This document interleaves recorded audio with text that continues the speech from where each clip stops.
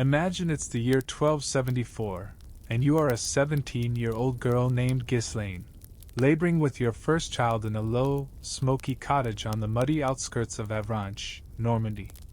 Your breath comes short and quick. Your shift clings to your skin, heavy with heat and time. Around you, the air smells of steam, boiled linen, old wood, and something sharp you can't quite name. The cottage is tight and crowded. There is barely room to turn between the hearth, the bench, the basin, and the pine cradle your husband carved back in May, when your belly was still round with promise, and you still thought this might be something close to joy. Your mother sits in the corner, whispering verses into her sleeve. Outside, your husband paces the muddy yard, silent and gray-faced, holding a token from his old pilgrimage to Le Mans, a splinter of something wholly tied to a cord. The midwife's hands are beneath you now, fast, focused, her mouth pursed in a line that has nothing to do with prayer. You thought you would scream, but your voice gave out hours ago. The ache has deepened into something quieter, not pain, exactly, but pressure, like stones settling deep into the earth. You barely notice the shutter slamming or the kettle hissing. The world has shrunk to the sound of your own breathing. The midwife mutters to herself. You catch fragments, words like turned, stubborn, late. She reaches for her cloth-wrapped tool, the one she keeps hidden beneath the folded linens, the one no one talks about unless they have to. Somewhere behind you, the door creaks. A neighbor woman enters and crosses herself. Someone stirs the pot again, too loudly. The cradle catches the firelight and seems to flicker. Then something changes. The room goes still. The hands on your body stop moving. There's a hush so deep it feels physical, like snow falling on rooftops. You cannot see the baby. You cannot hear it. The midwife rises, slowly, without speaking. She wraps something in swaddling, quick and tight, and carries it to the bench. Your mother has started to cry again, not sobbing, just a trembling of the breath, as if remembering something from long ago. No one meets your eyes. You whisper a name you had saved, just in case. Outside, the rain thickens, falling in steady rhythm against the shutter like small fingers tapping. The fire crackles softly.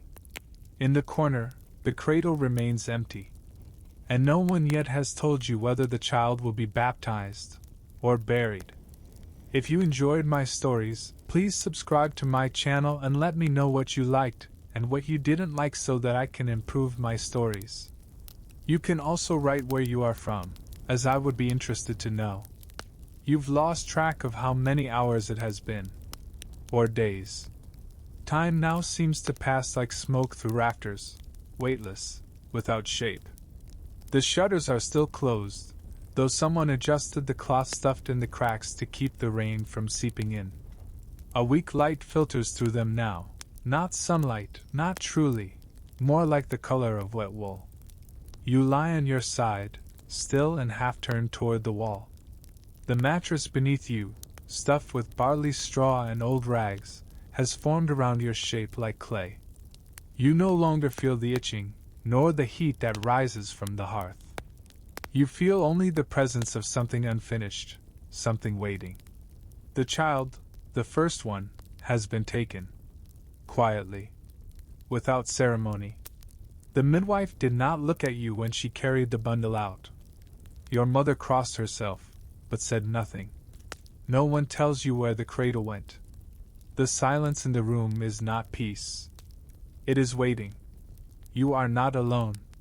The neighbor woman is still here, rinsing cloths in a bowl of gray water that steams faintly beside the fire. She wrings each one out carefully, hands cracked from lie, and folds them in half as if folding an agreement she is not allowed to sign. She does not speak to you either. The midwife stands with her back to the bed. She is sharpening something slowly, a piece of ash wood, perhaps, or a handle dulled by years of use. You can hear the rasp of the blade against stone. It is not a threatening sound, but it is not gentle either. Her shoulders rise and fall like someone breathing through their teeth.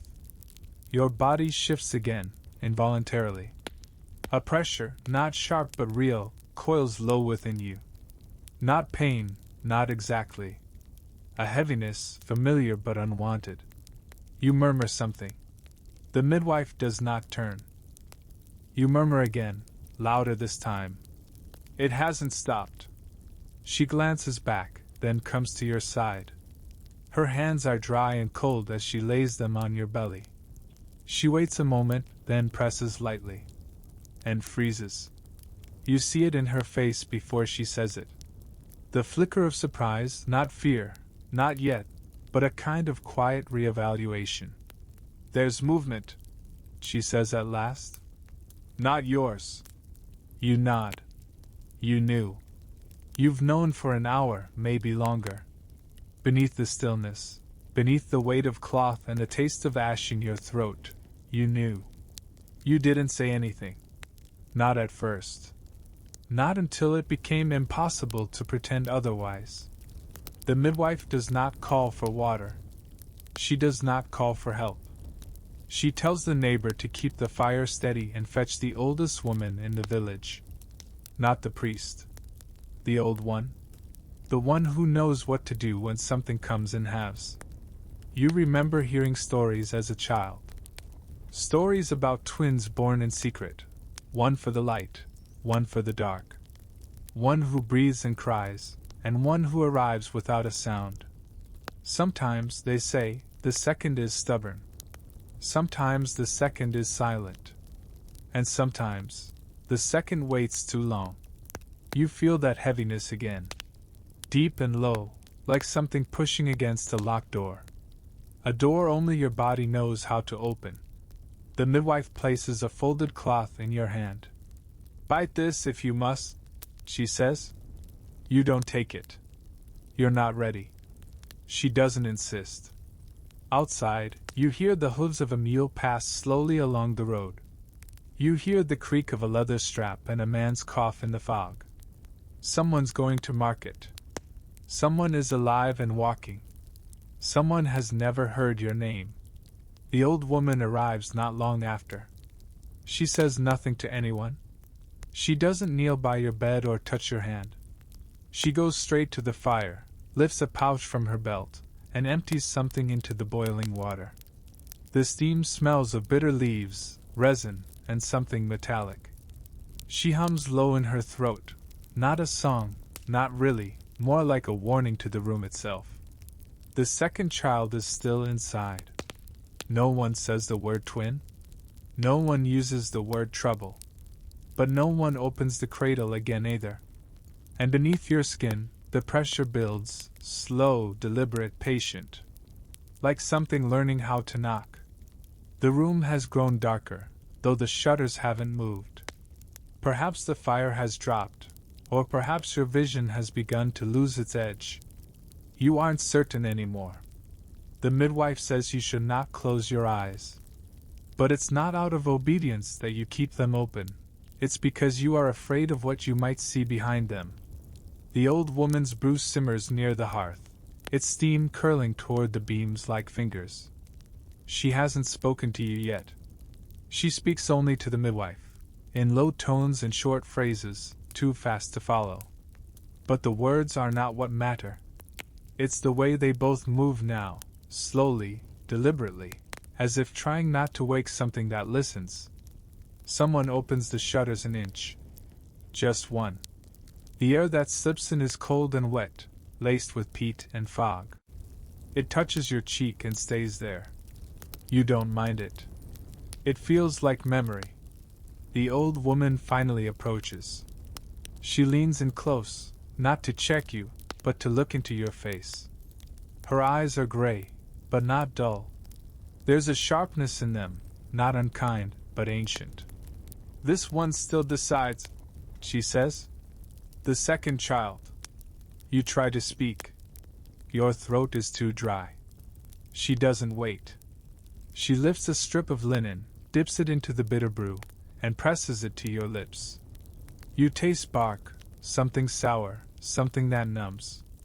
Not unpleasant. just foreign. Like the taste of cold iron. They must come soon, the old woman adds. Or not at all. You don't ask what she means. You know. In the corner of the room, the midwife is preparing a second set of linens. She does not hum anymore. The neighbor woman watches her silently, holding a folded wool shawl that no one has asked for yet. You realize, suddenly, what they are not saying aloud. The second child has been still too long. That there is no way to know if it will breathe. And if it doesn't, if it emerges with silence instead of sound, the priest must not be far. There are rules. Terrible ones. If the child breathes even once, it can be blessed. If not, you've heard the stories. Mothers sneaking the infant to a stream before the sun rose. Whispering names over water in secret. Hoping God would hear it even if the priest didn't. You swallow. What happens? You manage to say. If it doesn't? The old woman straightens, but does not answer. Instead, she turns to the fire again and sprinkles something dark into the pot, something that crackles when it hits the surface. The midwife comes to your side, wraps another cloth around your hips, and presses gently. You feel it again, the downward pull, low and steady, not a pain but a command. The body knows. It always does. Now, she says. This is the part that matters. They begin the ritual, not a blessing, not quite. But something older. One hand on your shoulder. One on your forehead. The neighbor opens the shutter a little wider and mutters a name you've never heard. Something local. Something meant to guard against what waits in dark corners of the world. No one is crying. No one is praying aloud. But they are all listening. And then, as if from deep inside you, a shift. A sharp pressure, and a sound from your own mouth you didn't intend. The old woman places a warmed cloth under your back. The midwife takes your hand. For the first time, you realize her palm is trembling. It's time, she says. You are too tired to respond. But your body does. You push. The air thickens. There is no time anymore. Only effort, then stillness. Effort, then silence. You do not scream. You do not speak. Your vision narrows to firelight and motion and the endless moment between before and after. And then, a wait. A sound. A breath that may have been yours, or someone else's. But not a cry. Not yet. The midwife leans in. Her brow furrows. She lifts the child in her hands. Holds it close. Everyone leans forward.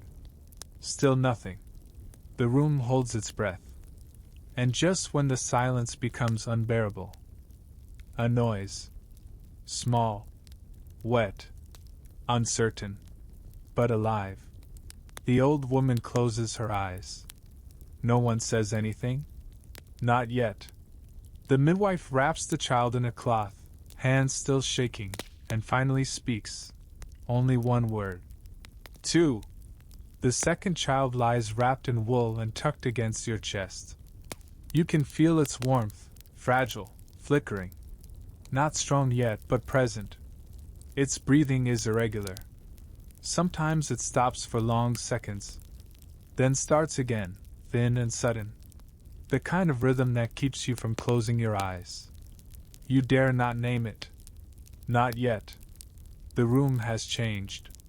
The fire burns hotter now, and someone, perhaps the neighbor woman, has lit a small beeswax taper and placed it on the ledge near the cradle. The shutters are still closed, but the light outside has shifted. Morning, perhaps, or something close to it. No one is celebrating. The midwife crouches by the hearth again, rinsing cloth in warm water, though her hands have already been cleaned 3 times. The old woman has left, silently, without farewell, taking with her the pouch of herbs and the carved saint. She did not look at the baby. Not once. Your mother sits on the edge of the bench, her hands clenched around a folded shawl, her eyes red but dry. She has not spoken since the second child came. When the first was taken away, she wept quietly into her apron. But now she only watches. The neighbor clears her throat. There is a rule, she says gently. It must be named. If it's to be. She doesn't finish. She doesn't need to. If the child dies without a name, the priest cannot bless it. If it slips from the world unbaptized, it cannot be buried in consecrated ground. Not in the churchyard. Not near the saints. Not beside its brother or sister. You've heard the stories. Such infants are buried outside the stone wall, near the ditch, among weeds and stinging nettle. Their graves are unmarked. Their mothers are expected to say nothing. Some women have risked prison to change that. Whispered the child's name over a bowl of river water and called it baptism. The church denies such acts. But no one has ever truly stopped them. Now it is your turn. You look down at the child again. Its face is blotched and damp. The lips move, but no sound comes. Its hands twitch in the cloth, more reflex than intent. Its eyes have not yet opened. You say the name aloud. Only once. It's a name you had kept hidden, folded inside like a keepsake. A name that belonged to a great-grandmother no one speaks of anymore. The moment it leaves your mouth, something inside you shifts. Not pain this time, not grief. Just a kind of quiet certainty, like stepping onto solid ground after a long crossing. The midwife hears it. She rises, walks slowly toward you. She takes a shallow bowl from the table, just warm water, with a little lavender in it to cover the steam. No salt. No relic. Just water. She dips her fingers. She touches the child's forehead. The neighbor woman crosses herself. Your mother does not move. The child makes no sound. But it breathes. That is enough. The midwife nods. It is done. A pause. Then she turns, not to you, but to the corner where the cradle sits. The first child, the one who did not breathe, has already been taken to the back room. Wrapped in a plain cloth. Set beside a candle that no longer burns. Do you wish to name the other? She asks. You say nothing. Not because you don't want to, but because you are not sure whether you are allowed. The law says only baptized children may be given names. But the heart doesn't follow law. You whisper the name anyway. Just once. Just for yourself. And the midwife hears. She does not record it. She does not speak it aloud. But you see it in her eyes. She will remember. She will carry it for you, in silence, and in memory. And later, when the priest asks what must be done with the child who came first, she will simply say, There is already a name. The third day after the birth arrives with no sunrise. Only a dim, pearled fog that clings to the thatch like wet linen. You sit near the hearth, wrapped in your thickest shawl, though the fire has been lit since dawn. The child, the second, lies beside you, sleeping in a small wooden cradle your husband repainted just yesterday. He did not speak as he worked. He used the same brush he once used on a sheep gate. No one has congratulated you. The neighbor woman hasn't returned since the second night. Your mother has gone back to her own home, muttering about barley to be milled and hens to check. And the midwife, she left quietly after the baptism, with only a nod. She will return in a week. Or not. There is a rule in the village. A woman who has given birth does not step outside her house for 40 days. Not until she has been churched. Not until the priest reads the verses that cleanse her. It's not called punishment. It's called purification. But you know what they mean. Until then, you are touched by something unspoken. You are kept back. Not quite cursed. But not clean. Even now, if you opened your door and stepped barefoot onto the road, the old women would whisper behind their scarves. They would avert their eyes. Not from you, but from what your body has done. From what might still cling to you. Your husband brings bread in the mornings, hard, uneven loaves from the baker who lives near the square. He says little. He asks how you are, but does not stay for the answer. You do not blame him. He is afraid. Not of you, but of what nearly happened. The child's breathing is steady now. Not strong, but steady. You count each rise and fall as if it were your own.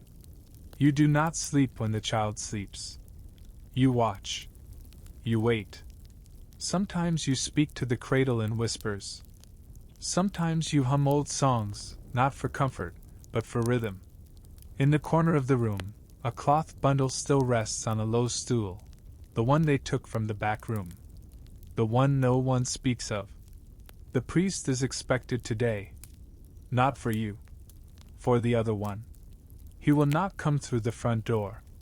He will come by the side, behind the hedge, so no one sees. He will carry his smaller book. Not the one with gold leaf, but the plain one. The one with the prayers they only say when a soul has not passed through the proper doors. You have not told your husband about the name. You do not know if he will ask. Outside you hear footsteps, slow, deliberate. A creak of wood. A knock not at the door, but at the shutter. The signal. You rise carefully, wrap the child tighter, and step to the side of the room. You open the latch. The priest enters without greeting. He does not look at the cradle. He looks at the stool. "I will be brief," he says. You nod. He unwraps the bundle. Does what he must. And leaves. No bell. No incense. No words spoken aloud. But as he walks away, you notice something. He leaves the bundle behind. Not in disrespect. In silence. For you. Later that day, you will bury it beneath the ash tree. And no one will come. But you will place a stone. Just one. Smooth, pale, round. The size of your palm. And that night, you will dream of 2 children, either crying, either sleeping. Just sitting. Watching. And you will not know which one remains. The bowl slips from your hand. It doesn't shatter.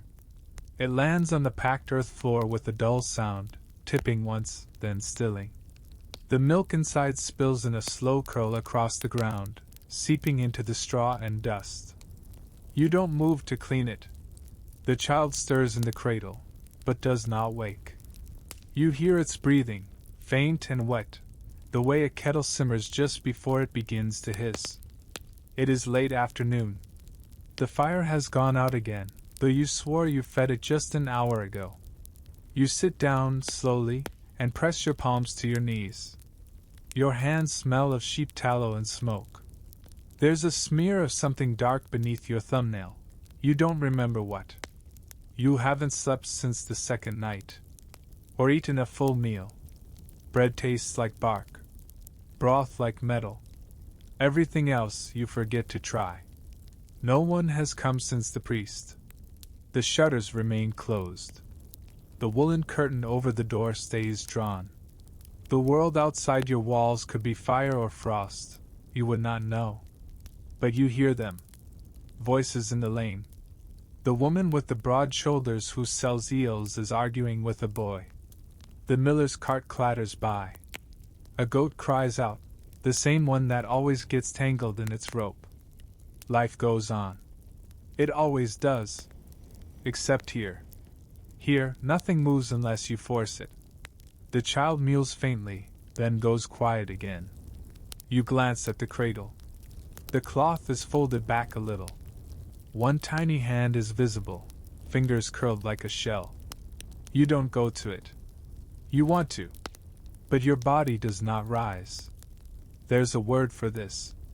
You heard it once, whispered by women on washing day, when they thought no one was listening. A word for when a mother sits too long in the quiet. When she does not smile. When she forgets to bind her hair. When her hands stay idle even as the hearth grows cold. The neighbor woman had said it about someone else, not unkindly, but as a warning. She fell under it. You didn't understand then. Now you don't need to. A knock. Soft. Just once. You don't answer. Another knock. Louder this time. You hear the cloth curtain stir. Then a voice, familiar. Your cousin Lena. She calls your name. You say nothing. Let me in, Ghislaine, she says.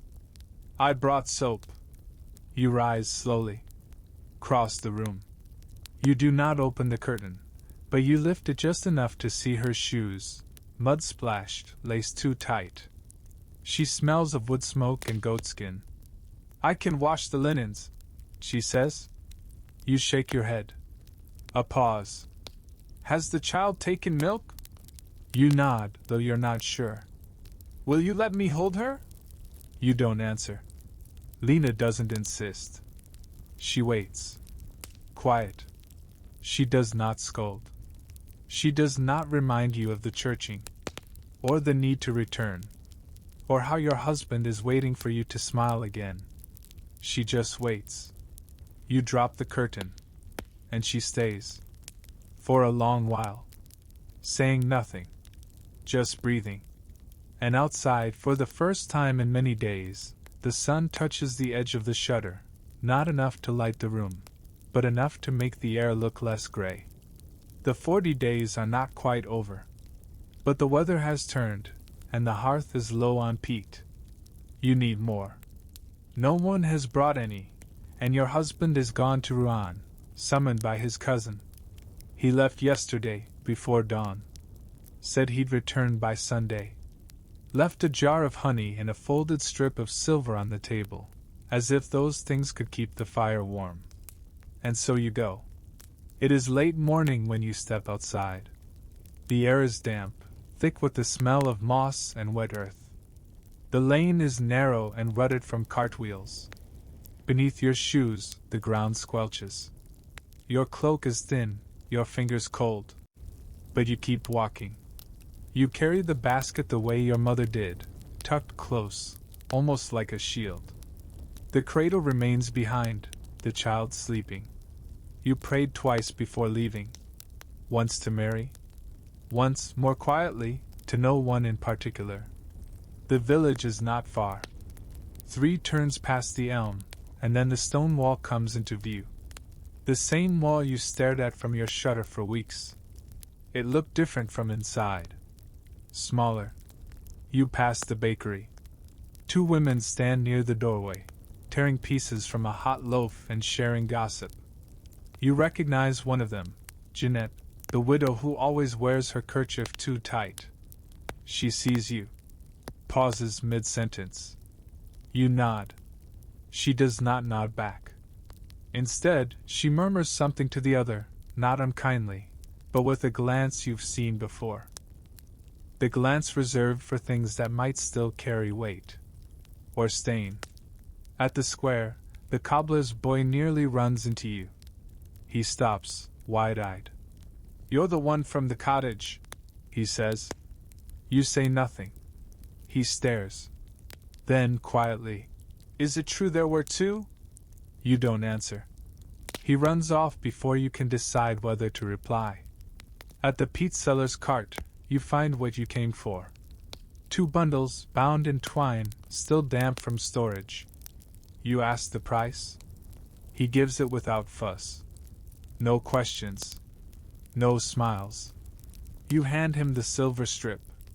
He looks at it. Then at you. He hesitates. Just a second. Was it a boy? You nod. He looks down again. Ties the bundles. Strong? He asks. You pause. Just long enough to make it matter. Then you say, Enough. He doesn't push. On the way back, you take the long path, behind the mill, past the orchard. The one with fewer eyes. The sun has risen higher now, casting long shadows across the field.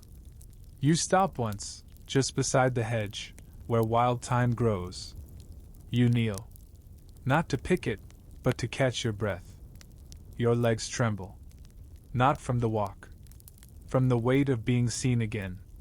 Of being asked, even wordlessly, to explain what should never need explaining. Of being watched, as though your womb were a thing the whole village could look into. And for the first time, you feel something new. Not shame. Not sadness. Something quieter. Like flint. You rise. You lift the peat to your shoulder. You walk home. And that evening, when the child cries and you lift her to your chest, your hands no longer shake. He returns just after nightfall. You hear the hooves first, slow, tired, dragging through the mud. Then the creak of the gate. The click of the latch. The familiar cough he always gives before entering, as if warning the house he's come. You are at the table, folding linen. The fire is strong tonight, you made certain of that. The peat burns steady. The kettle hums softly. The child has just fallen asleep, her breath light and rhythmic in the cradle's shadow. He enters with a gust of cold air, shakes off his cloak, sets the satchel by the door. He looks older than when he left. The road has marked him, not with dirt, but with stillness.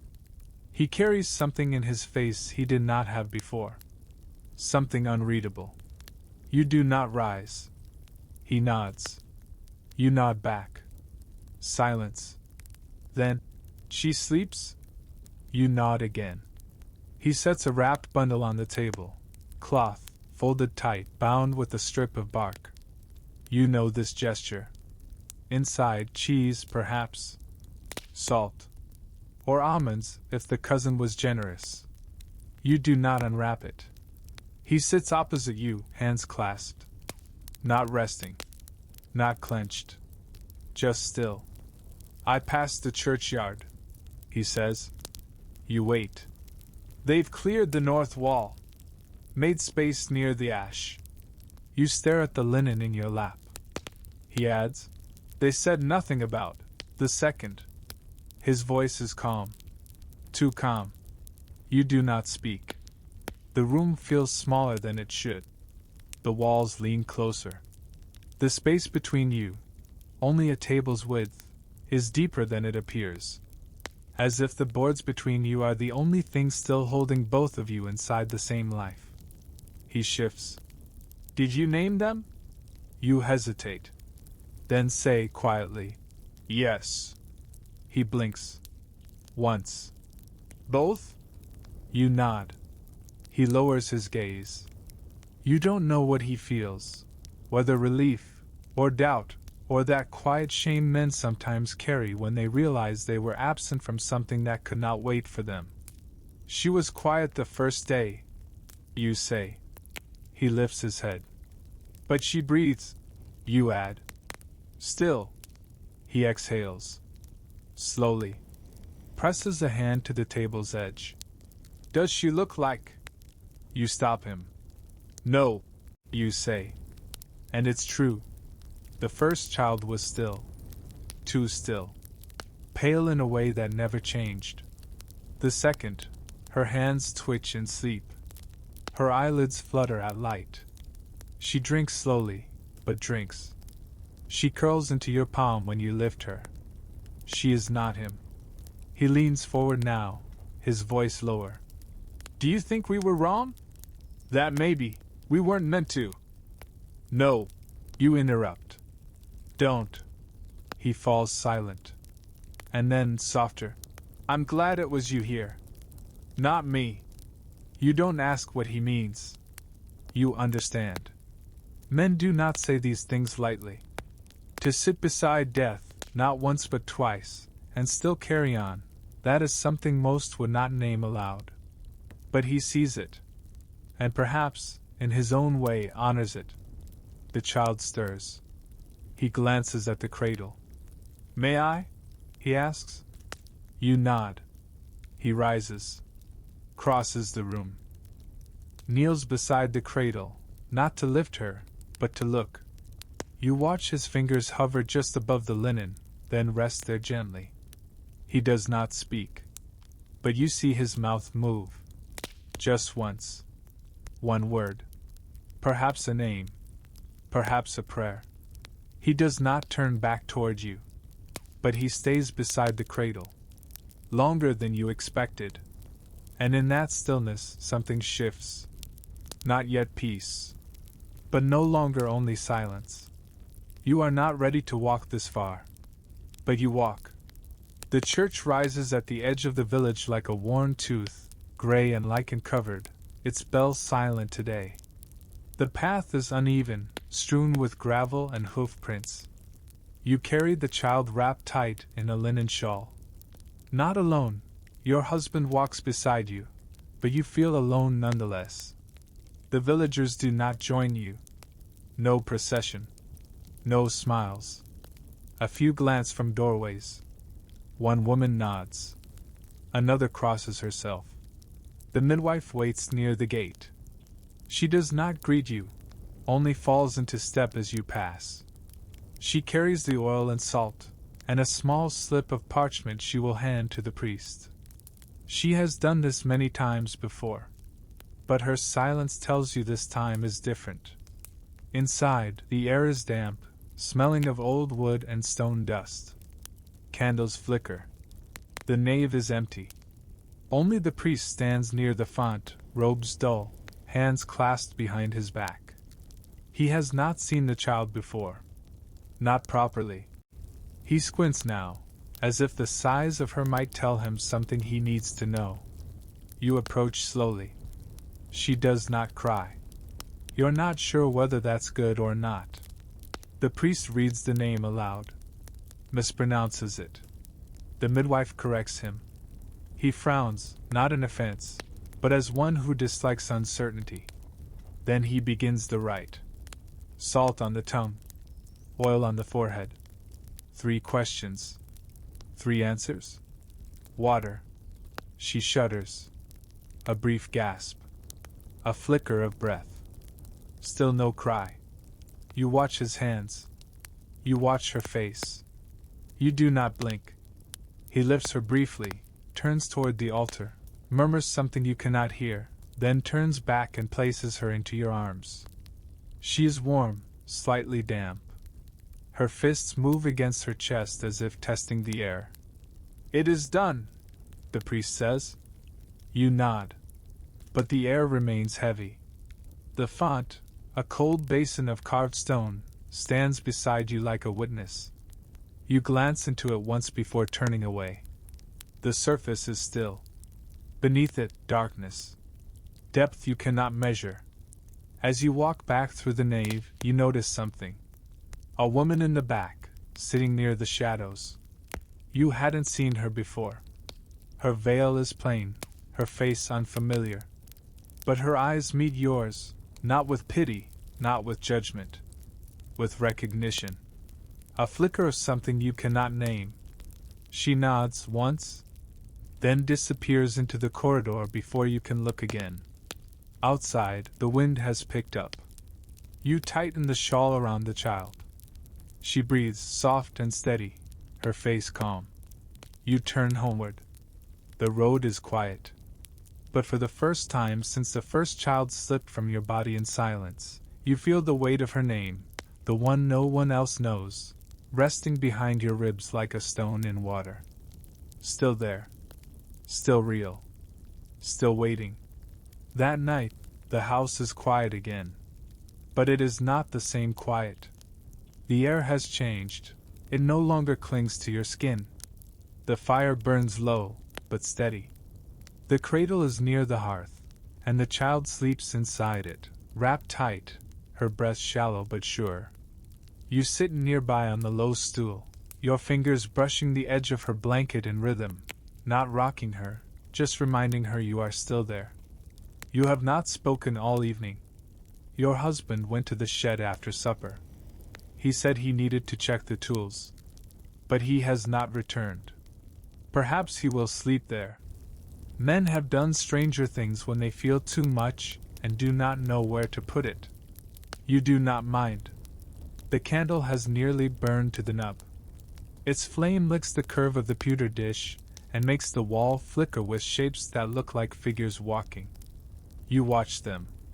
Not with fear. With recognition. The room smells of warm milk, ashes, and time. Your body aches in places you cannot name. Not sharp pain, not anymore. But deep, layered fatigue, like fabric soaked too many times and never quite dry. Your hands are rough. Your back stings when you breathe too deeply. Your belly pulls when you shift in your seat. But all of it, is yours again. You look at the child. She stirs slightly in sleep, her mouth twitching, eyelids fluttering as if she sees something. Her fingers curl, then release. You lean closer. And for the first time you speak. Not to the room. Not to yourself. Not to God. To her. You came late. You whisper. The fire snaps once softly. I thought you wouldn't. I thought you would stay with the other. You pause. Then, more quietly. I saw you in the bowl. When the water settled. She does not stir. You keep speaking. He was smaller than you. Paler. But his hands were the same. Long. Like your father's. I think he wanted you to come first. You smile, not with joy, but with that soft, crooked expression that only comes when sorrow no longer stings. I buried him near the ash. There's a stone. You'll see it one day. You won't remember, but you'll see it. The child shifts again. You lean back. Close your eyes. And that is when it happens. Not a sound. Not a voice. Just a sensation. Like wool brushing your ankle. Like someone sitting down beside you, lightly, almost as if not to disturb. You open your eyes. No one there. Only the sound of the fire settling. The candle's last flicker. The quiet, steady breathing from the cradle. But you do not feel alone. Not in a way that frightens. Only in the way that reminds you, this house has held more than one life. And still does. You rise. Blow out the candle. And in the dark, you say both names aloud. Once. Then sleep. It is almost St. Martin's Day.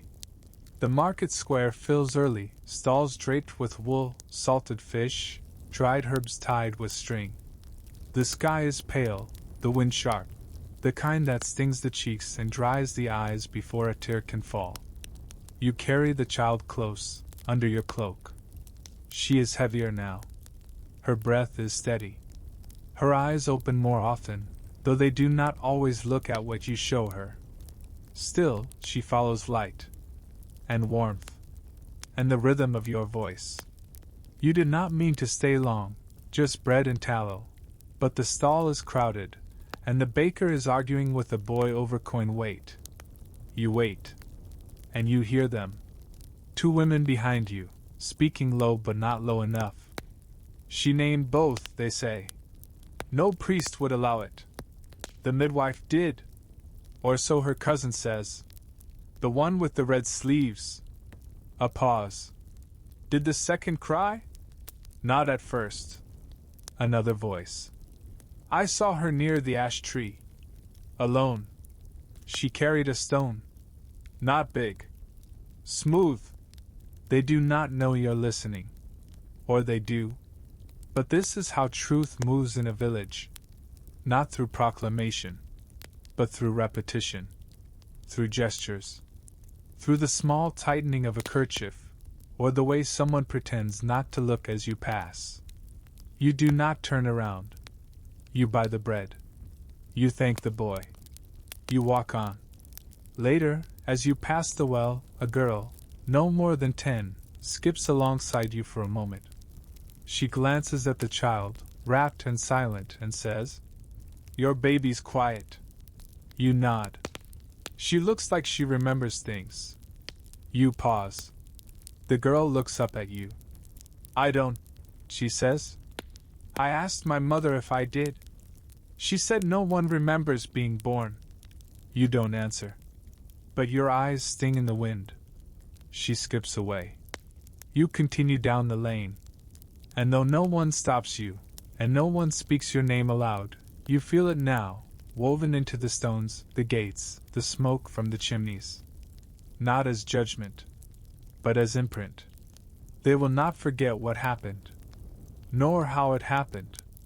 They will carry it, quietly, like so many things in villages are carried, not in words, but in glances, and memory, and the way stories shift from one mouth to another. And when your daughter grows, they will look at her and not say anything. But she will feel it, as you do now. And perhaps, one day she'll ask. And you will decide what part of the story to tell, and what part to leave buried, just beside the ash. The days have grown shorter. You wake earlier now, not from the child's cries, but from habit. Your body stirs before the first cockcrow, before the embers are ready to be coaxed into flame. She still sleeps when you rise. And for a few moments, each morning, the house belongs only to you. This morning you walk to the well.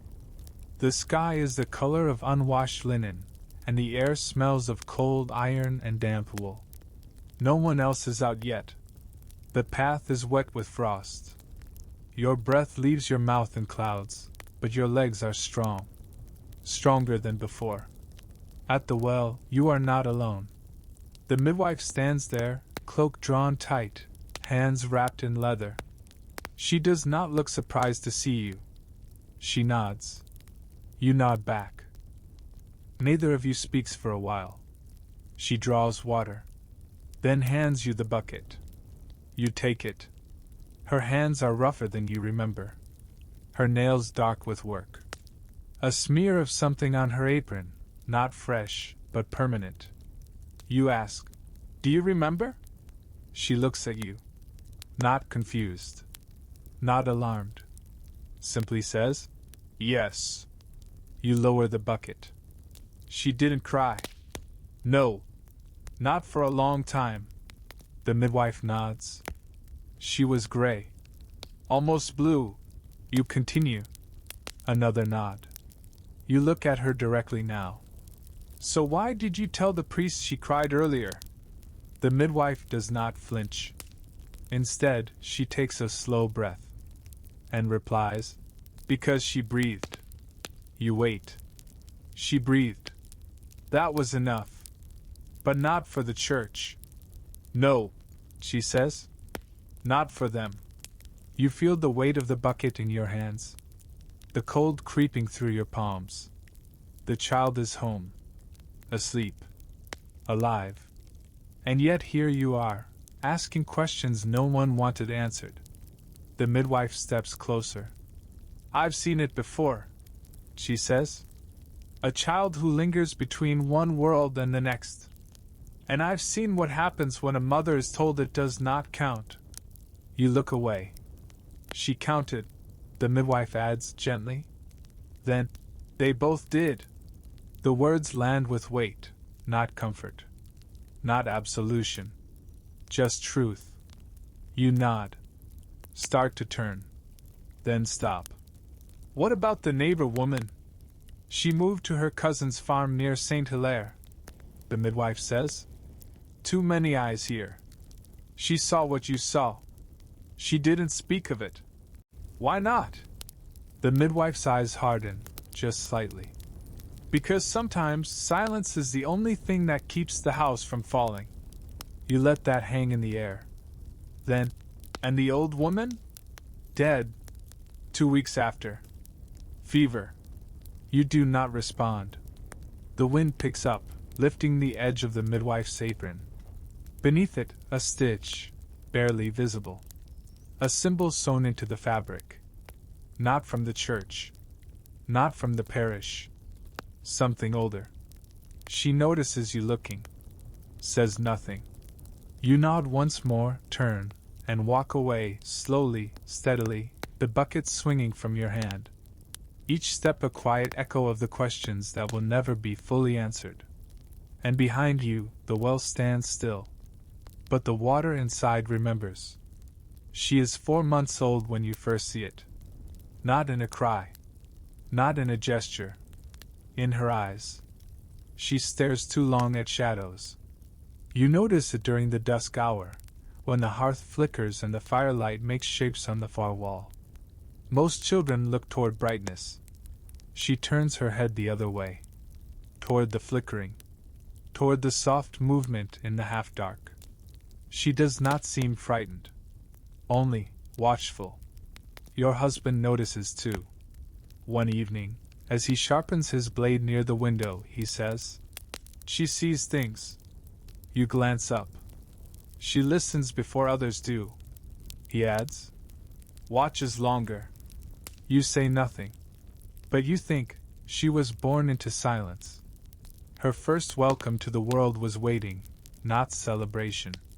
Her first days were filled with hesitation, breath counted like coins, hands hovering too long before touching. Now she watches everything. At night she wakes not with cries, but with wide eyes. You find her blinking into the dark, mouth moving silently, fists opening and closing as if measuring something in the air. Once you whisper her name. She turns her head, slowly, and fixes her gaze not on you, but just past your shoulder. You do not look behind you. You lie beside her instead. And begin humming. You hum old songs, the kind your grandmother sang when storms approached. Not lullabies. Something older. Something with bones in the melody. And she sleeps. She always sleeps when you sing those. By the end of winter, she begins to reach. Not for toys. Not for food. But for the space between her and the wall. Small fingers stretching. Once, she almost topples from your lap trying to grasp something no one else sees. You hold her closer. "Not yet," you whisper. "You've only just begun." Your mother visits in early March. She watches the child, then says softly, "She's too quiet." "She's listening," you reply. "To what?" You do not answer. That night, when the candle burns low and the house creaks with settling frost, the child stirs again. You are already awake, watching her. She lifts one hand into the air, not above her, but outward, as if greeting someone, or waving farewell. You hold your breath, and she smiles. For the first time. Not to you. Not to the ceiling. To the space just beside the cradle. And then closes her eyes. By the 6th month, she begins to crawl. But not toward people. Toward corners. Toward shadows beneath stools. Toward the edge where light does not quite reach. At first, you tell yourself it's coincidence. Children are curious. They move. They explore. But other mothers speak of noise, of clumsy joy, of overturned bowls and laughter. Your daughter makes no noise. She does not babble. She does not squeal. She hums. Not melodies. Just sounds, long, low, almost tonal. Especially when she is alone. You find her once behind the chest, her small back pressed against the stone wall, her hands folded. Humming. Staring upward. You call her name. She does not turn. Only stops humming. Then places her hand flat against the stone. Later that week, the parish women gather by the river to wash linens. You carry yours, as always. Say little, as always. They speak of weather and goats, and a girl with quick hands who has started helping the miller. Then someone asks casually, "How is your little one?" You say, "She is growing." A nod. Another asks, "Has she said your name yet?" You shake your head. "She's quiet." The first woman leans slightly closer. "They say quiet children are clever." You nod again. And do not say what you saw last night, the way your daughter sat upright in the cradle, long before dawn, and stared at the door for nearly an hour, unmoving, until you finally rose, wrapped her in cloth, and held her against your chest, whispering both names. Your husband avoids the topic. He works longer hours now. He sharpens tools that don't need sharpening, fixes hinges that do not squeak. When he holds the child, it is brief, dutiful, but not warm. You do not accuse him. He is frightened in a way he cannot admit. You are too, but you show it differently. You begin leaving a strip of thyme under the cradle, a ribbon of salt above the door. Not because you believe, but because the women before you believed. And that is sometimes enough. That evening, she crawls again toward the corner. You follow. But this time, she does not stop at the wall. She touches it, just once, then turns. And looks at you. And hums. And something in your chest, not your heart, but deeper, the part of you that held both lives, twists softly. You reach for her. She comes willingly. But in your arms, she looks not at your face, but just beyond your shoulder. Again. And hums. You don't often visit the widow's cottage. It lies at the edge of the woodline, beyond the goat pasture, where the road narrows and the air smells of moss and pine sap. No one speaks much of her. Some say she's harmless. Others say she sees things. All agree she keeps to herself, and should be left to it. But today, your child has a fever. Not fierce. Just enough to steal color from her cheeks and weight from her limbs. The midwife is away. The priest busy with a funeral. And so, without telling anyone, you wrap the child tight and walk the path alone. The widow's gate creaks open without resistance. Her house is smaller than yours, but cleaner. Herb bundles hang from the beams, rosemary, elderflower, wormwood. A kettle hums in the corner. The hearth is cold. She opens the door before you knock. As if she knew. She says nothing. Just steps aside. You enter. Sit. Unwrap the child. The widow leans over her, not cooing, not smiling. Just watching. Her hands do not move toward the child, but hover nearby, as if feeling something through the air. She hums. You say. The widow nods. Watches shadows. Another nod. Touches walls. Still no surprise in the old woman's face. You hesitate. Then ask, "Have you seen this before?" A long pause. Then, "Yes." Your breath catches. She adds, "Twice. Once before the famine. Once just after the king's tax doubled." You wait. The first died young. Illness took her. Quietly. The second grew. Married. Had children of her own.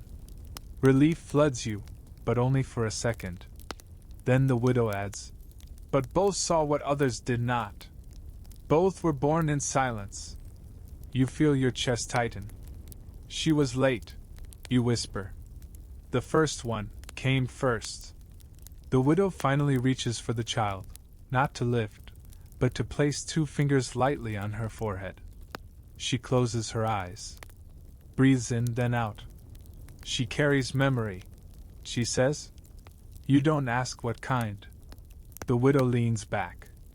There's a thread, she continues, stitched into the hem of her life. It came with her.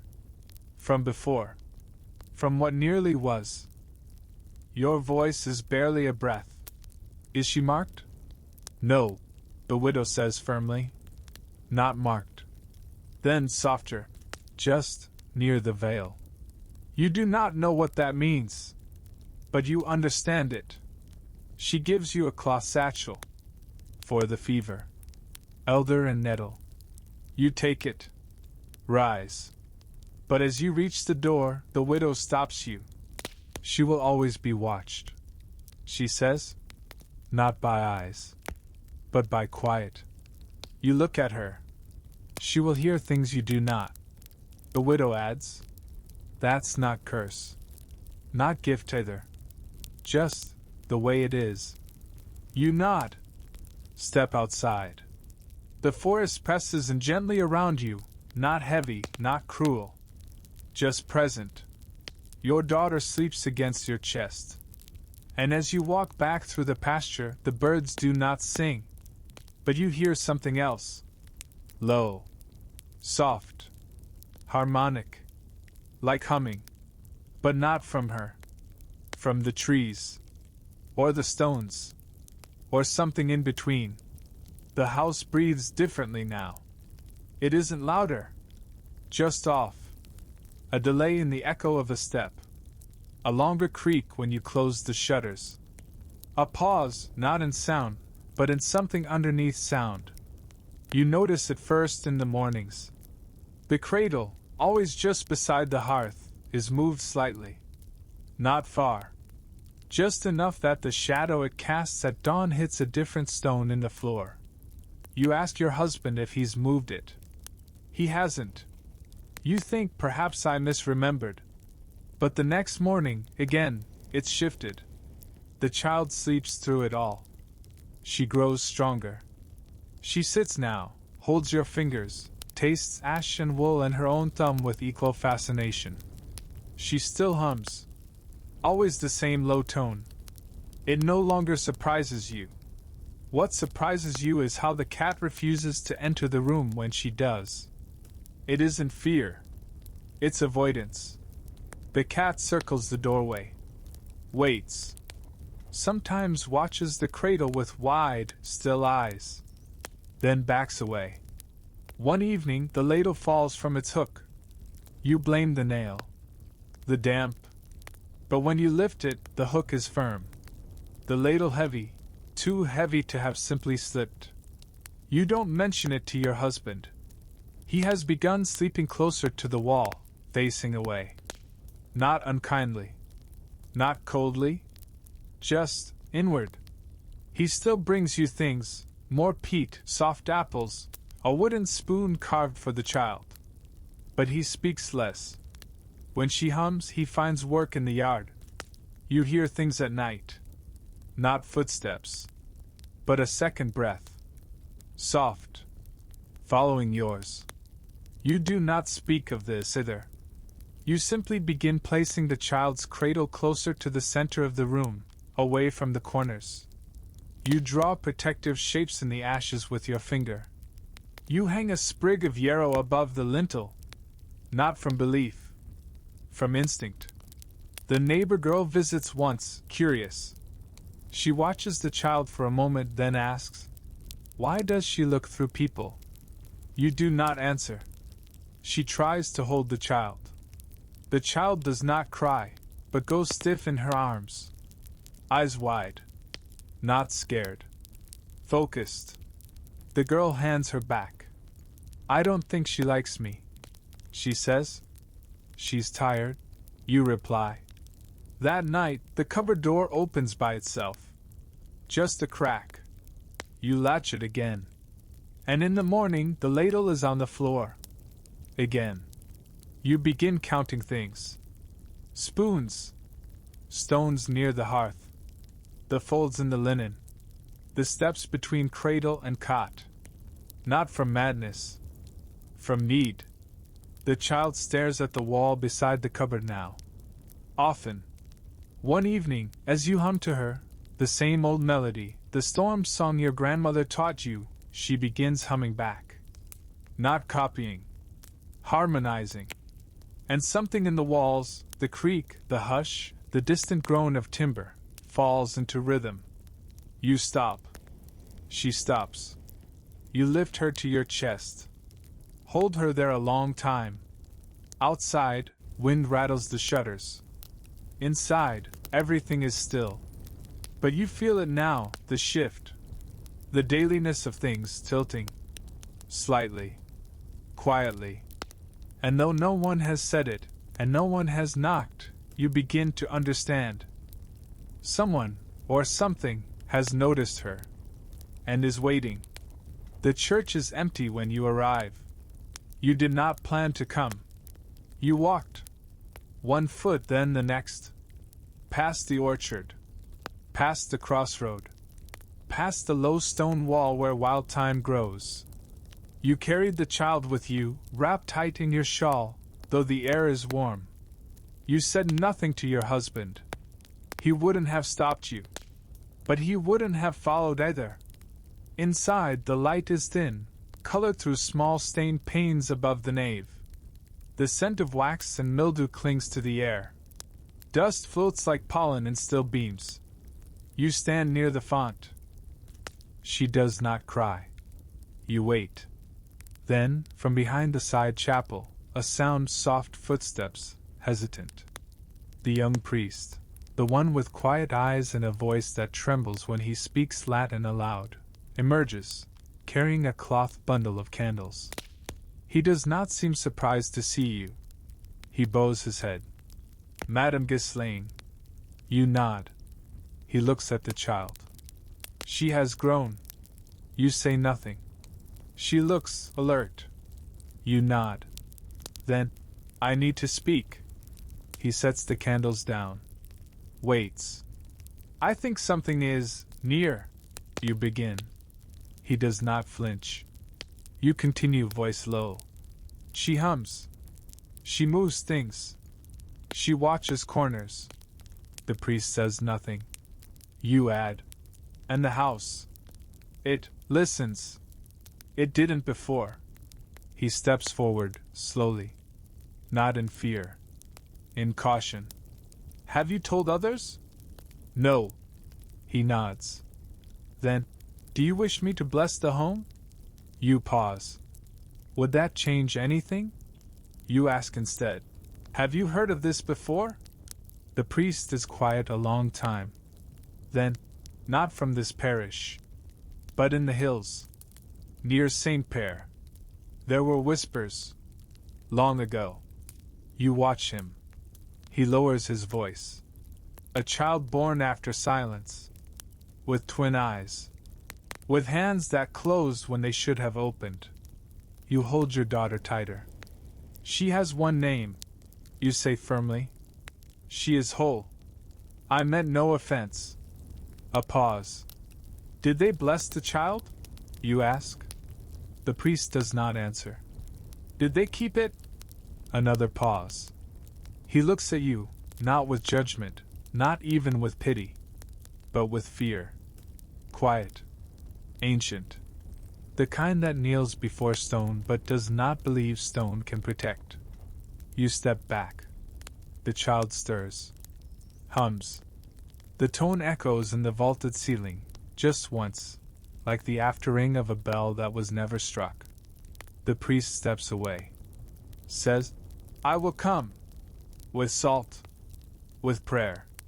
You do not reply. You turn. Walk down the nave. The candles flicker behind you.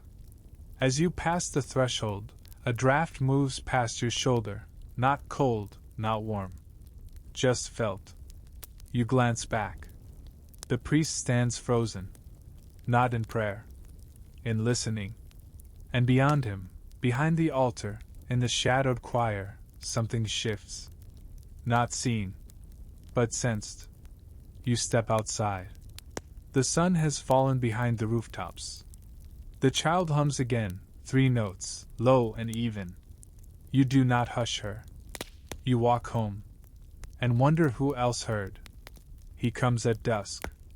You see them from the window, the young priest in his traveling cloak, and beside him, not another priest, but a monk, older, robed in dark wool, with a satchel over one shoulder and a staff in hand. They do not knock. They wait. Your husband answers the door. You stand behind him, child in arms. The priest bows slightly. We come only to observe, and bless if welcome. Your husband glances at you. You nod. They enter. The monk says nothing. He walks the room in slow circles, his eyes passing over lintels, floorboards, corners. He stops near the cradle, looks down, then at the hearth, then back again. The priest unrolls a cloth, a flask of water, a pinch of salt, sprigs of rue and rosemary. The monk opens his satchel. From it, he takes a bound parchment. Inked symbols. Not Latin. Not the prayers you know. You step closer. What is that? You ask. The monk speaks, finally. It is old. That is not an answer. He looks at the child. Then, she listens to things that do not speak. You hold her tighter. She has done no harm. He does not reply. The priest begins the prayer. You know the words, protection, light, cleansing. He moves clockwise, sprinkling water. The child stirs, but does not cry. Until the salt. When he drops it near the doorframe, she shudders. Then hums. The monk turns sharply. The priest falters in his chant. You step back. The child hums again, 3 notes, rising. The ladle falls in the corner. The cupboard opens.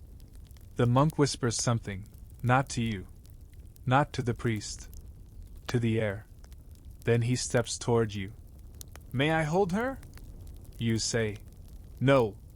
He stops. She carries something, he says. She carries breath. You reply. And memory. And mine. The monk steps back. The priest finishes the blessing. Quiet. Shaken. The air in the room is still. But it is not the same air. The monk closes his satchel. Looks at you. She will be watched, he says. Not only by men. You do not blink. She already is. He nods. No threat. No comfort. Only fact. They leave before full dark. Do not eat. Do not stay. At the gate, the priest glances back. His mouth moves. But no words come. Your husband closes the door. The child sleeps, heavy in your arms. You sit. And notice. The cradle is still. The ladle on its hook. The cupboard shut. But near the hearth, in the ashes, something drawn. Not by you. A symbol. Not from the church. Not from the widow. You do not touch it. You do not erase it. You place another log on the fire. And wait. After the monk's visit, the village grows quieter around you. Not in noise. In presence. The baker no longer waves when you pass. The children, once quick to play near your gate, now find other places to gather. The woman who used to bring soup during fast days now leaves it at the post and doesn't wait for the bowl's return. No one says anything, but the shape of silence changes. It thickens. Once it meant grief. Now it means distance. You carry your daughter through it all. She hums less now. But her eyes move more. Tracking corners. Catching light before it flickers. Reaching for empty space, then withdrawing, as if touching something that resists. At the market, conversations stop when you approach. They do not resume until your back is turned. You hear your name once, spoken low, like something being tested in the mouth. Your husband notices. He doesn't speak of it, but you see how he sharpens tools longer than needed, how he watches the fence at night. How he lays 2 extra logs on the fire before sleeping, even though the nights are still warm. The child begins arranging objects. Pebbles near the hearth. Bits of twine. Dried leaves. Always in groups of 3.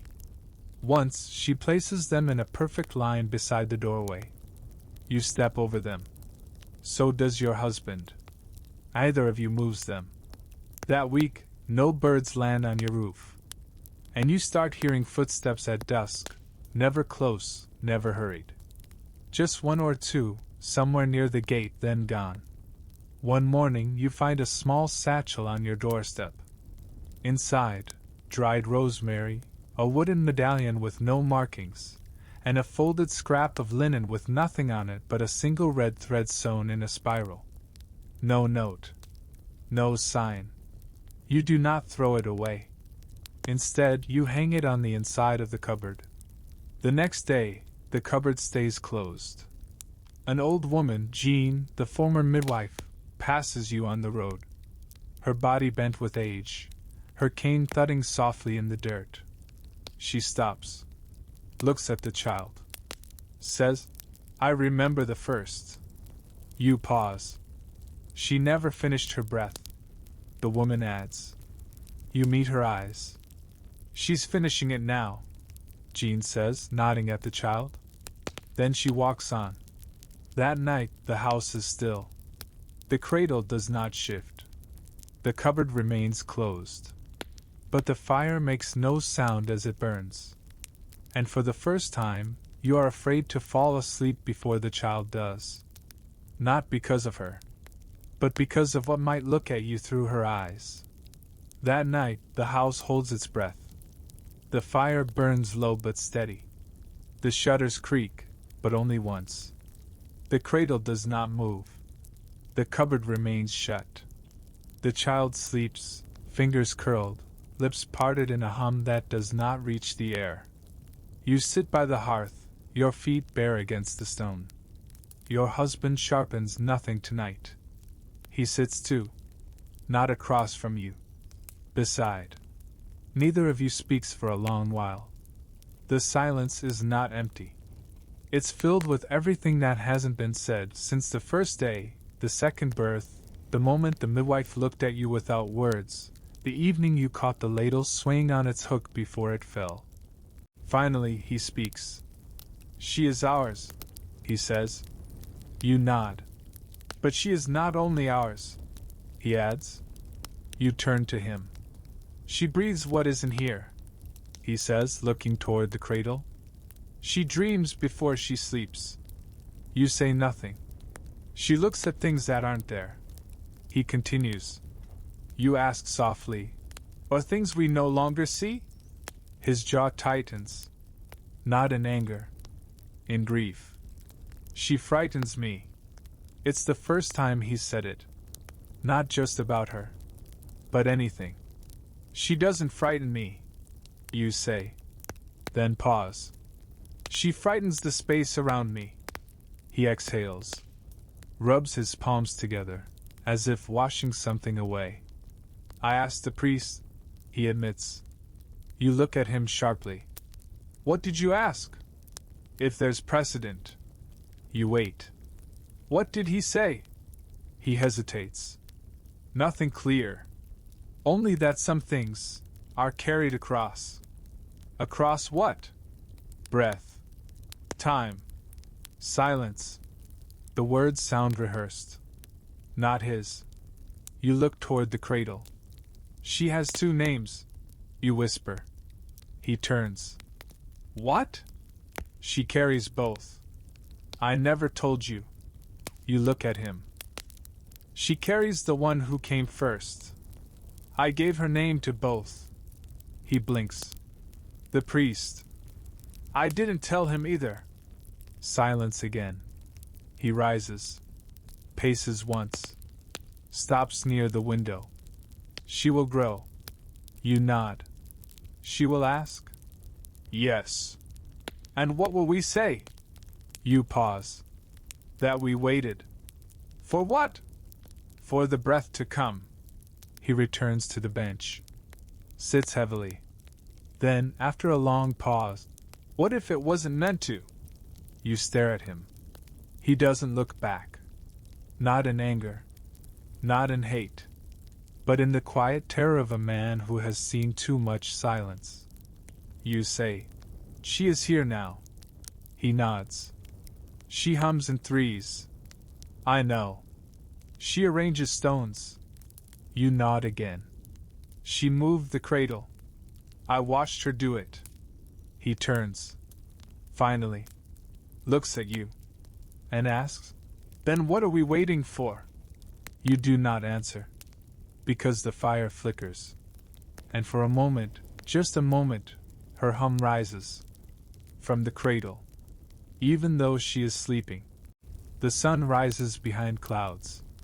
Not the heavy kind, the thin ones, the ones that spread light like milk poured into water. Your husband is already gone when you wake. The child sleeps later now. Longer.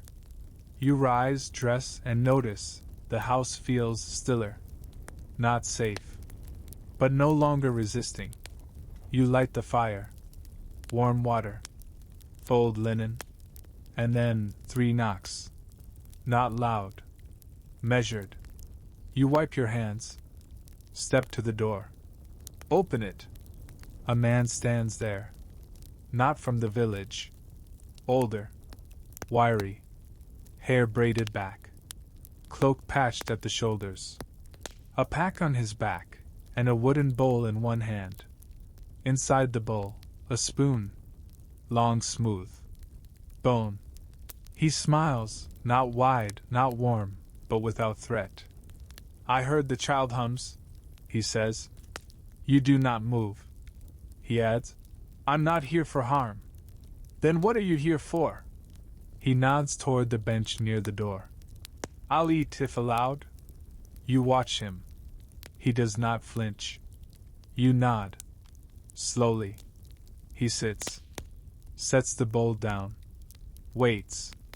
You bring broth. Bread. Nothing more.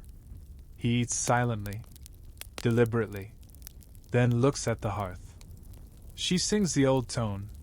He says, What do you know of it? He shrugs. I've heard it twice before. Once near Angers. Once in a valley they no longer name. You do not sit. You ask, What are you? He smiles again. A listener. You shake your head. I didn't call. You didn't need to. He takes the bone spoon, stirs the broth once. She was not meant to be lost, he says. Then why did no one come before? Because the world waits to see if the echo holds. You do not understand. He places the spoon on the edge of the bowl. She hums in 3 tones.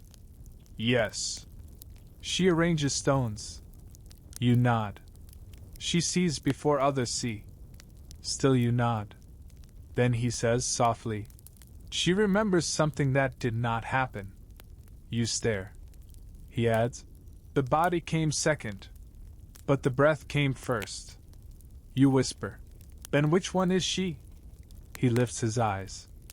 All of it. Silence. She will begin to name soon, he says. And then? He looks out the window. Then you listen. Very carefully. The wind shifts. The fire cracks. The child stirs in the next room. You look toward her. He stands. Takes the spoon. Leaves the bowl. And before stepping out, he says, Not everything that returns asks permission. Then he is gone. And you are left with the bowl. Still warm. Still full. But beside it, in the ashes of the hearth, 3 pebbles. Laid in a perfect triangle. She speaks at dusk. Not in the morning, not after sleep. Not with prompting, not with joy. You are slicing roots near the hearth. Your husband mending the stool. The house quiet, but not heavy. The child, now nearly 1 year old, sits by the window. The pane is fogged with her breath, small marks in the condensation like finger letters not yet learned. And then, she says it. 1 word. Clear. Rounded in the mouth, soft at the end. You look up. Your knife freezes mid-slice. Your husband turns. The word is not. Mama. Not. Papa. Not. Bread. Or. Milk. Or. Light. It's a word you don't know. But your bones do. The way your skin knows cold before the air changes. The way your breath knows silence before a storm. Your husband says nothing. The child says it again. Exactly the same tone. Same rhythm. And then nothing. Just her smile. And a low hum. That night, The house is not still. The shutters rattle, though there is no wind. The water in the pail ripples once, then stops. The cat claws twice at the door, then flees. You do not sleep. You sit near the cradle, holding a piece of cloth that belonged to the first child. You never burned it. Never buried it. Just kept it folded in a box. Now it rests on your lap. The word echoes in your head. You try to shape it again. You can't. Not in your mouth. But you feel it in your chest. Like a second breath. At dawn, you take her outside. She blinks into the light, calm, curious. You walk to the edge of the pasture, where the fog still clings to the grass. She says the word again. Not to you. To the sky. To the ground. To something in between. The birds do not call. The insects do not stir. Just her voice, soft, certain. You whisper. What does it mean? She looks at you. Not blankly. Not confused. But as if waiting for you to remember. Later that day, a woman you barely know, from the far side of the river, whose child died 2 winters ago, comes to your door. She doesn't greet you. She doesn't ask. She simply says, I heard the word, and begins to cry. Not loud, but as if she's finally heard the answer to a question she didn't know she was asking. You let her in. You do not speak. She sits, and the child hums. 3 notes. Then silence. He arrives without a sound. You do not hear the gate open. Do not hear the steps. Only the knock, not 3 like before, but 5. Quick. Even. You open the door. A monk. Not young, but not frail. Beard trimmed. Eyes shadowed but alert. A leather satchel across his chest, heavy enough to press the cloth of his robe flat. He does not ask to come in. He only says, I heard she has spoken. You nod. He removes his hood. My name doesn't matter, he says. But I have studied words. You step aside. He enters. Your husband stands. The child sleeps. The monk's eyes settle briefly on her, then on the hearth, then on the walls, as if checking something that cannot be listed. I've walked through 12 towns to find a second, he says. And now I have. He opens his satchel. Inside, a scroll. Wrapped in waxed linen, tied with cord. He unties it. Unrolls it. It is not a letter. Not a map. Not a chart. It is a page of names. Written by different hands. Some small and neat. Others wide, hasty, uneven. Languages you do not know. Scripts half faded. One name near the top has a mark beside it, a red dot. Another, lower down, is circled in brown ink. Near the bottom, an empty space. Blank. Waiting. The monk points to one name in the middle. She said this. You read it aloud. The word is not yours, but it is the one your daughter spoke. How do you know? You ask. She is not the first. You swallow. Then what is she? He does not answer. Only says, the word is older than any prayer I've read. Older than most prayers we repeat. Your husband asks, voice sharp. Is it danger? The monk folds the scroll again. Not in the way you think. Then in what way? The monk looks at your daughter. She remembers what we have forgotten. You step closer. That doesn't explain why the birds stopped singing. He nods. Or maybe just breathes. It is not curse. Not magic. Just wait. A thing carried through silence. And now it speaks. The child stirs. Eyes open. She hums. Once. Then falls quiet again. The monk leans forward, not to touch, just to listen. He nods. then turns to you. I cannot help you understand, he says. Then why come? To witness. To add her name. You hesitate. Is that all? He looks back once more. No, he says. Also this. He removes something from his satchel, a thin, brittle scrap of parchment, folded 6 times. He hands it to you. You open it. Inside 3 shapes. Not letters. Not symbols. But forms. Repeated again and again. Drawn by different hands. And underneath, in your language, they always begin with these. The monk nods once. Then leaves. You do not call him back. You fold the paper. Look at your daughter. And see, in the faint line of ash on the hearth, those same shapes. Drawn, it seems, by the edge of her spoon. It begins with a glance. From a girl at the well. No older than 10. Holding a jug too big for her hands. She sees your daughter, resting against your chest, bundled in gray wool, and she freezes. Just for a breath. Then she lowers her eyes. Not in fear. In reverence. That night you don't sleep. You sit by the fire, the folded parchment on your lap.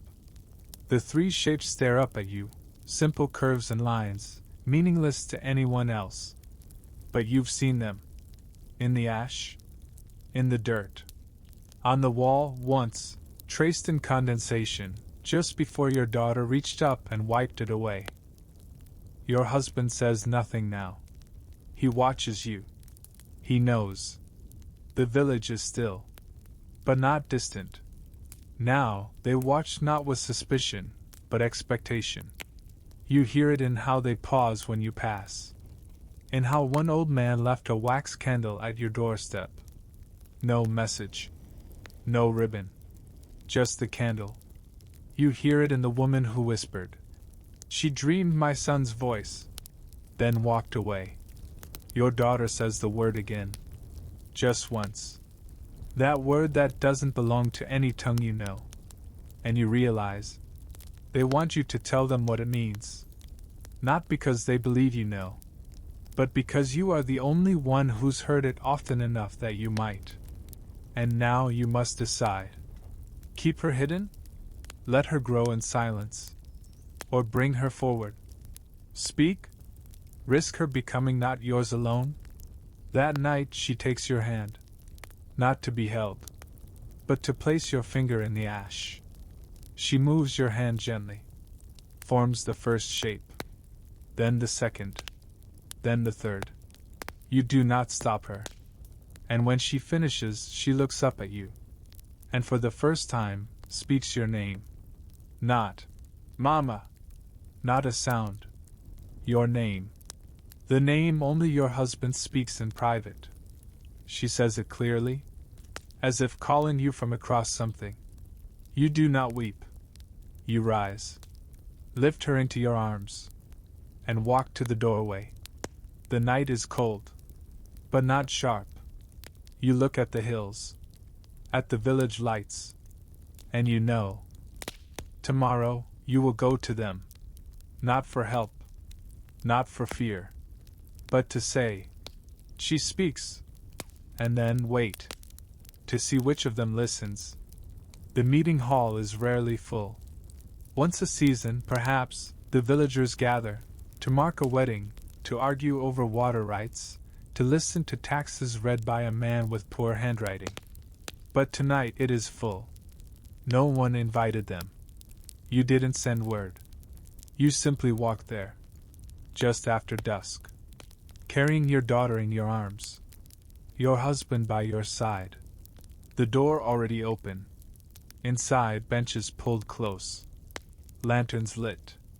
Old boards creaking beneath boots that should have gone home by now. They were waiting. The priest sits near the back. So does the monk, the one who returned 2 days ago without a word and took nothing but water. The girl from the well. The widow who still wears black after 5 winters. The carpenter. The boy who once ran from your gate now sits beside his mother, eyes wide, unmoving. You stand near the hearthstone in the center. The room waits. You do not speak. You set the child down. She sits quietly. Then rises. Not wobbly. Not afraid. She walks, slowly, to the middle of the room. Everyone watches. No one breathes. She hums. 3 notes. Then silence. And then the word. The same word. But something in it now has shape. It lands. Heavy. Not dark. Just full. As if it had always been here, beneath the wood, in the dust between stones, in the gaps between one winter and the next. Some in the room cry. Others bow their heads. The priest does not bless. He simply listens. The monk whispers a word, not in Latin. The woman in black reaches forward, then stops, not out of fear, but because she suddenly understands she's not meant to touch. The child speaks again. This time a second word. Different. And though none understand it, all feel it. Like remembering something half heard in sleep. Your husband's hand finds yours. Not to hold. To anchor. To stay present. Your child turns once in a slow circle. Looks at each face. And smiles. Then returns to you. Climbs into your arms. Nestles close. And falls asleep. You look at them. The faces. The neighbors. The ones who stayed. And for the first time in many moons, they do not look at you with question. Only with quiet. Not peace. But something like it. You nod. Then turn. And carry her home. The door shuts behind you. But you know. Something stayed open.